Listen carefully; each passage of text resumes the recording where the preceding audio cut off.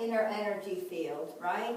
And it's the invisible aspect of ourselves we're talking about, right? So it's the unmanifested aspect of ourselves, and it can't be accessed through the thinking mind. So when we drop in, you know, the invitation is to just sense it and feel it rather than thinking about it. And so we drop in to the body, and yet, if we don't think about it, we realize that really there's no boundary to that inner energy field. It's beyond time and space. You may have had those kind of experiences where you feel really expanded. And that's the energy field. That's what we're after. That's the true essence of who we are. Who we always have been and who we always will be, who we are right now, beyond the bodies. That's still, and it's that life within us that's, no matter what is going on, you know, it's always vibrant and alive and joyful, and it has energy, yet it's really peaceful and still all at the same time. That wonderful state that every now and then I hit for a brief minute, right? You know, there's that perfect, beautiful balance of all those qualities. So, you know, Eckhart Tolle throughout the book is continually inviting us and reminding us to keep going into that inner realm, and that no matter, and then to keep that state as we go about our day. I mean, to keep sort of one eye inward, so to speak, you know, to keep sort of drawing from that and to be aware of that. Because we've become so body, mind, thought identified, right? That it's a challenge for us to like really identify with this aspect of ourselves, this invisible aspect of ourselves. It's, you know, what he says is somebody in the book is written in question form, and somebody asked, I don't know who's asking the questions, if it's, actually, does anyone know that in the book? Looking it out. I don't think you know. Do you know, Judy? Well, I don't know the person's name. I've seen the book on YouTube with him reading it. It's a student of his asking the questions. Okay. So the question is about this energy field, and that's how we're encouraged to feel it as just a one field of energy within us. Somebody said, is it like the chi or the life force? Is that what we're after? And he said, no, the chi or the life force just is, it's what gets us to the unmanifested part of ourselves, right? So it's not the chi will get us there, and he calls this aspect of us the unmanifest. It's the invisible, right? So what we know is that, you know, Ernest Holmes, founder of Science of Mind, talked about macrocosm and microcosm. That we are a microcosm, I'm sure he's not the only one, but we are a microcosm of the macrocosm of the whole world. So the world, in form, is what we would call the body of God, the body of spirit. Spirit is the invisible, the unseen, the unmanifest, right? The Buddhists call it emptiness. And everything springs forth from that. So the world of form that we see is infused with this essence, this invisible essence, this unmanifested substance. Couldn't even really call it substance because it's nothingness, right? It's another word for it. And because we're a microcosm of that, we have that same invisible, unmanifest component within us. We have that, and the body, like the world is the body of God, our body of God is our physical body, and our minds, and our thoughts, and our emotions. Does that make sense? That's the inner equivalent, right? So the outer equivalent of the world of form is the trees, the flowers, the walls, the doors, all the things that we see in between space, right? Those are the manifest things. The equivalent for us of that are our thinking mind, our thoughts, our emotions. they too are spirit, but we have this invisible aspect. Am I making myself clear? Right. So our job is to continually be reminding ourselves of this, right? We see, he gets into great depth. It's kind of actually fascinating about how there isn't really space even. Like before the Big Bang, he said, there wasn't space. In order for there to be space, there has to be more than one thing. There was just emptiness.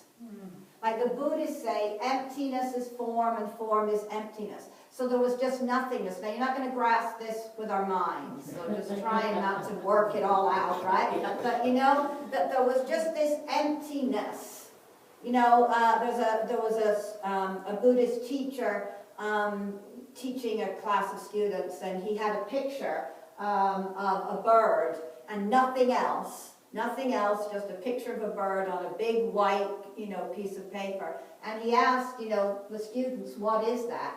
And most of them said, well, it's a bird, you know, flying in the air. And then one of them said, or he said, the teacher said, no, it's emptiness with a bird flying in it. It's pure space, and there's a bird flying in that space. In other words, what's more important, what really is, the bird's the illusion. What the truth is the emptiness of the space behind it. But what we see always is the form. There's a lesson in how we always see the form, right? We see the body of Jimmy, the body of, you know, Rosalie, the body. We see, that's what we see. But back of everything is something even greater than that. And so there's this emptiness that is really spirit. And what he says is that we were in a point of consciousness floating around in that emptiness. There'd be no speed. There'd be no space, because there'd be nowhere else for us to get to. If there was nothing and just a point of consciousness, he said the only way we get space is if there's a point A and a point B, or if the one becomes two. Does that make sense? Right? So what we're trying to get in touch with is really deep within us. It's, you know, so beyond. The more you read into this book, the more I get that it is so beyond the thinking mind. And that we have developed the earthly, worldly world of form has time and space. And that in spirit realm, that's the equivalent of infinity and eternity. Right? So there's no time in spirit, right? There's just eternity. I remember being with that and studying catechism. Again, going back to my Catholic roots for some reason today. It must have been Lent that triggered all that. But, you know, thinking, you know, who is God? God made the world, whatever it was, you know. And God always was and always will be. And this whole idea of eternity just drove me crazy. I couldn't even imagine, what is that? What is that? Yeah, I know it intellectually what it is, but, you know, to really, we don't live in that realm, so to speak. We're so used to there being a time on everything, right? That's the human, that's the world of form that has come up with that, right? And yet, in this emptiness, there's none of that. So when we start accessing that aspect of ourselves, we're really dialed in to this mighty, powerful, boundaryless, is that a word? It is now, aspect of ourselves, right? And so what he's teaching, what we're going to talk about today is, well, how do we access that? What are the portals to the unmanifested? So what we know is that when we sleep, when we have dreamless sleep, right? We go to that place, really. We're beyond the thinking mind. We're beyond the thoughts. We're not thinking about our body. We're not thinking about anything in that dreamless sleep, but we're not conscious that we're there. So the only way that we can really liberate ourselves into this state, this invisible essence, and merge with it, is if we consciously enter it. But it's that same kind of idea of a dreamless sleep, except you're conscious. That makes sense? So you tap into it consciously. So one of the ways, the biggest way, or one of the main ways we enter into the portal of the unmanifested, or the portal of spirit, or whatever you want to call it, is through being in the now. Through being fully present, right? We've been talking about this for the last 2 months, because when we're fully present, completely taken over by the beauty of a flower, or a feeling of love that we're having, when we're completely enraptured in that moment, we're not thinking. Our mind is still. And the moment we're fully present, we're beyond time and space. We're also not looking all around us and thinking, wondering about what's going on over there and what's this sound over here, right? We're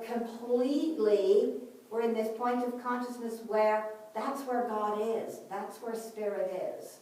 Right in the now moment. That's why it's such a big deal. This present moment awareness, right? Because we're there. That's a portal into this aspect that we want to really start living from more and more and more. Any questions or comments so far? Alan? I was just thinking one of the things that